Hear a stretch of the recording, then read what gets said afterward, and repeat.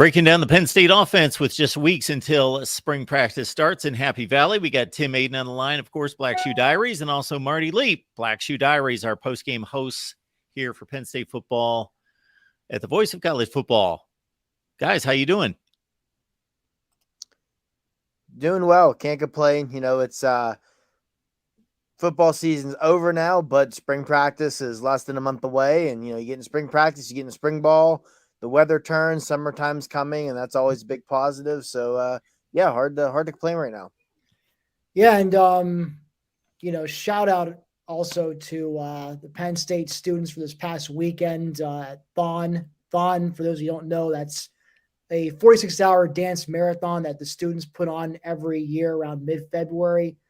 And they stay on their feet 46 hours, no sleeping.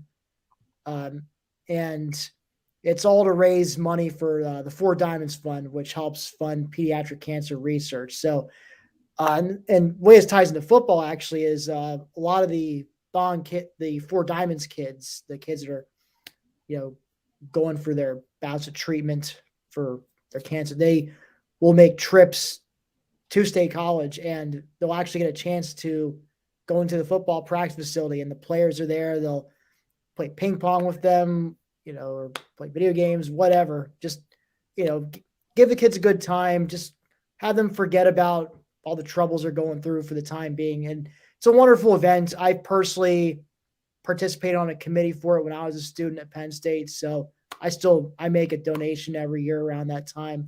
And they set a new record this past weekend, $15 million. First time they ever hit that mark for Thon. So way to go, Penn State students. Good stuff. Excellent. Well, Rose Bowl win, top 10 finish, 11 wins overall, and on to 2023. And some people believe even a strong possibility for bigger things.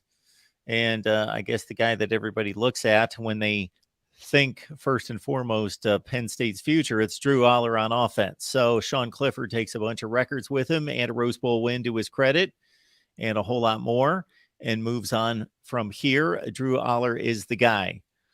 So what could we possibly be expecting besides the world, besides, everything that is on this guy's shoulders to deliver here this fall?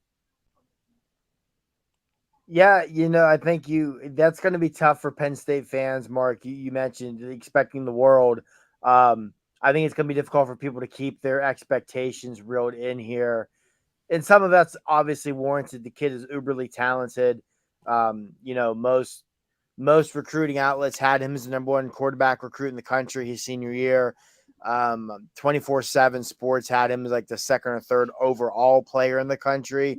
And all the buzz coming out of the program is that, hey, this kid's it. He's going to live up to the expectations of physical tools.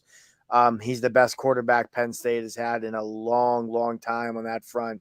So I think the biggest thing for fans entering the season, and I'm sure Tim and I will probably fall into this boat, it's going to be hard not to, is if he comes out and struggles early, or even if he comes out and looks like $1 million early, you've got to keep those expectations level, because the kid's still just a true sophomore who has never started a game at the collegiate level.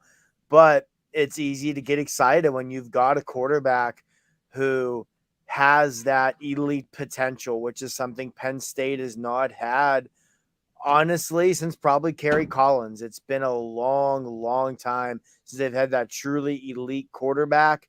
And Drew Allar can be that. And that's been the one thing that's held this program back more than anything else in the James Franklin era, is not having that truly elite quarterback. And in Allar, you it seems like you have it. You have the guy who 2 years from now, we're not going to be talking about what Drew Allar can do to Penn State's offense. We're going to be talking about if Drew Allar is going to be the first quarterback off the board in the draft. But like you said, it's going to be important to keep expectations and everything level, because ultimately he's just a true sophomore. He has not started a game yet.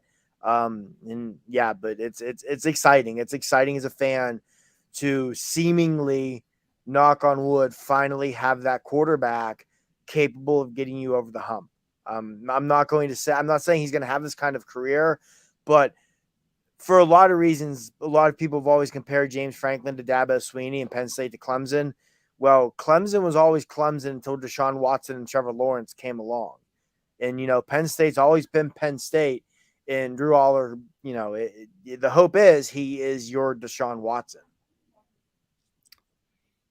I'm inclined to agree with on all that. I'll just add too, though. I think another reason we're so bullish with Allar at the helm is because of the weapons that are surrounding him, and probably most importantly, he's got an experienced talented offensive line that's going to keep him upright and prevent him from, having to run for his life too much. And I can't understate how important that is. I mean, this is the first time in a long time where I look at the offensive line. I'm not wondering, can they be serviceable?